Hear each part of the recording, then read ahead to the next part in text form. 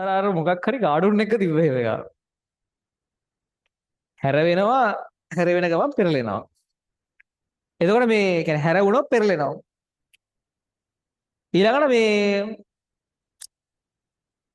මේ කුලගක් පැදිලා හැර වුණොත් පෙරලෙනවා. එතකොට අස්ථායි සමතුලිතතාවය තිබ්බොත්.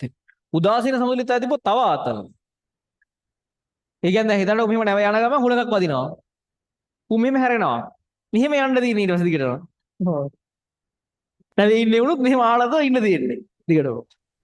නැවක් අනිවාර්යෙන් හදන්නේ ස්ථායි සමතුලිතතාවය. පොඩි ඩිස්ටර්බන්ස් එකක් වුණොත් ආයි සාමාන්‍ය තත්ත්වයටපත් වෙනවා. සාමාන්‍ය තත්ත්වයටපත් වෙනවා. ඒ කියන්නේ ඒ නිසා නැවක් ලෝඩ් කරද්දී නැවක මගී නෞකාවක් වෙන්න පුළුවන්. ඊට පස්සේ මොන නැවක් වුණත් යට තමයි වැඩිම බර වෙන්න හදන්නේ. යට හරිය නෙවෙයි යට හරිය. ඒතර උඩු ගුරුත්ව කේන්දරය යට ගත්තා ඒකේ. නැවේ යට හරිය තමයි තෙල් ගබඩා කරන්නේ. කන්ටේනර් නම් කන්ටේනර් ගබඩා කරන්නේ. දැන් ඔයාලා දකිනවා නැව්වල උඩ කන්ටේනර් තියෙනවා කියලා. උඩක් තියෙනවා. යට ඊට වඩා බර දේවල් තියෙනවා.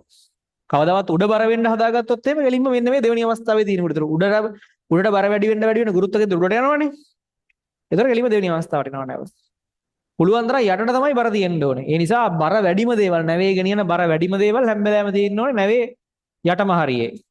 නැවක් ලෝඩ් කරනවා කියන්නේ වෙනම ඩිග්‍රියක්. නැවක් ලෝඩ් කරනවා කියන්නේ වෙනම ඩිග්‍රියක් කෙලින්ම. නැවක් සහ එයාප්ලේන් එකක් ලෝඩ් කිරීම කියන්නේ අවුරුදු 3-4ක ඉගෙන ගන්න ඕනේ කාරණා. It's 18 hours.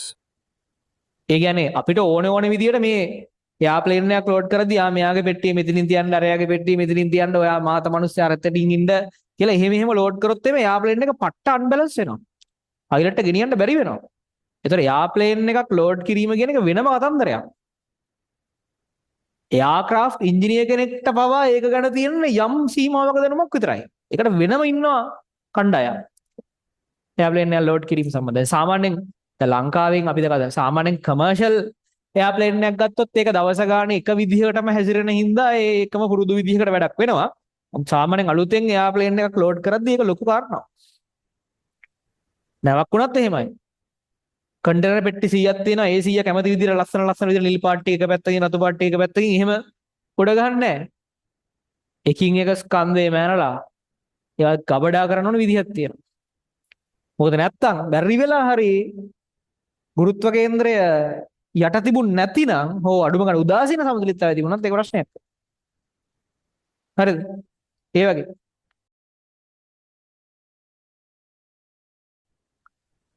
ඉතින් ඒවා වෙනම කතන්දර. ඒක නැවකටත් වඩා ඉතාම භයානකයි එයාප්ලේන් එකකදී. මොකද අර ෆ්ලයිට් කන්ට්‍රෝල් එක ඒ තියෙන විදිහටම වැඩ කරන්නේ තිතටම හරියට ලෝඩ් කරලා තිබුණොත් විතරයි. දැන් ෆ්ලයිට් කන්ට්‍රෝල් එකේ තියෙනවනේ දැන් කන්ට්‍රෝල් එකක් තියෙනවනේ දැන් බෝයින් වල නම් මෙහෙම තියෙනවා මේ ජොයිස්ටික් එකක් තියෙනවා එකක අනිත් එකේ තියෙනවා නිකන් ස්ටීරින් එකක් වගේ එකක්. මේ ඒ වගේ ඒවැන් ඒ ෆ්ලයිට් එක හරියට අංශකයක් වෙනස් වුණොත් ඉවරයි ආ. අංශකයක් කියන්නේ බරපතල ලෙස විශාල ගාණක්. අංශකයක් කියන්නේ. අපි සාමාන්‍යයෙන් මේ පයිලට් එක හරියට කන්ට්‍රෝල් ගන්න නම් පටන් ගනිද්දී ඒක හරියට බැලන්ස් වෙලා තියෙන්න ඕනේ. ඒ කියන්නේ ගුවනේදී එයා සාමාන්‍ය මට්ටමේ තියන් ඉන්නකොට එයාගේ කියන්නේ ෆ්ලයිට් එකේ සියලුම රීඩින්ග්ස් ඔක්කොම අංශක බිඳුවට ආනත වෙලා තියෙන්න ඕනේ. එක පැත්තකට වැඩිපුර සූට්කේස් එකක් දාලා තිබ්බොත් ඒක චුට්ටක් අංශක 0.5ක් අර පැත්තට එලට තමයි මේක යන්නේ. ඒතර අරයාගේ සමස්ත කන්ට්‍රෝල් එක මත යන්න පුළුවන්. නමුත් එයා ඒක අමාරුවෙන් තමයි ඒතර කරන්න ඕනේ. සාමාන්‍ය අවස්ථාවට වඩා ගොඩක් අමාරුයි. ඉතින් ඒකට විශේෂ ප්‍රාගුණ්‍යයක් නැති කෙනෙක් වගේ හිටියොත් එහෙම සමහරට ලොකු ප්‍රශ්නයක් වෙන්න පුළුවන් ඒක. හරි. එතකොට මේ දැන් ලංකාවේ ඔයාලා දකින්නදී ශ්‍රී ලංකාවේ එයාප්ලේන් එකකට අකුණු වැදිලා කායිසරයක් නැවත ලංකාවට ගොඩ බාන්න වුණා පහුගිය කාලේ. එතකොට ඒ වගේ සිද්ධියකදී ඉතින් මේ හිතන්නකෝ ඔයා ඉමේජින් කරන්න ඔයා තමයි පයිලට් කියලා. කොහොමද ආතල්ලේ උඩදී?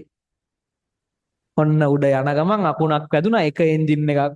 ඒ කියන්නේ එක පැත්තක් ඩැමේජ් මිනිස්සු 300ක් ඉන්නවා ප්ලේන් එකේ ඔයත් ඉන්නවා. කොහොමද ප්‍රෙෂර් එක? ගේම් එකක් නම් ගේම් ඕවර් කරලා ඊළඟ පාර ආයි මුලින්ම පටන් ගන්න තිබ්බා. මේක ඕවර් කරව පටන් ගන්න වෙන්නේ නැහැ නේ.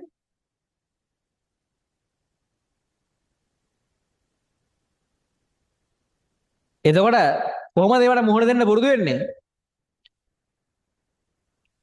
ලංකාවේ එකයි තියෙන්නේ. රියලිස්ටික් සිමියුලේටර් එකක් තියෙනවා ලංකාවේ. ශ්‍රී ලංකන් එකේ තියෙන එක. කටුනායක. වෙන රටවල් වලින් පවා ඒකේ ට්‍රේනින් වලට එනවා. ඉන්දියාවෙත් කීපයක් තියෙනවා. ගොඩක් සමහර රටවල් වල ඇත්තෙත් නැහැ.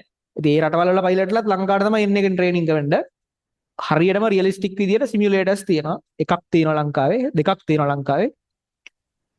එතකොට මේ අර උඩ පල්ලෙහා යන ඒ සමස්ත සියලු ඒ සිමියුලේටර් එකට ගිහිල්ලා පයිලට් ලයිසන් තියෙන ඒ පයිලට් යම් නිශ්චිත කාලයකට වරක් අනිවාර්යයෙන්ම ඒක ටෙස්ට් එකක් කරන්න ඕනේ. දැන් අපි වාහනේ ලෝන ටෙස්ට් එක වෙනස්සේ කරනවා වගේ ඒක ලයිසන් එක ගන්න වාරයක් ගන්න ඕනේනේ. ඒ වගේ යම් නිශ්චිත කාලාන්තරයකට ටෙස්ට් එකක් කරනවා. ඒ ටෙස්ට් එකේ සියලු தත්ත්ව ප්‍රතිනිර්මාණය කරනවා.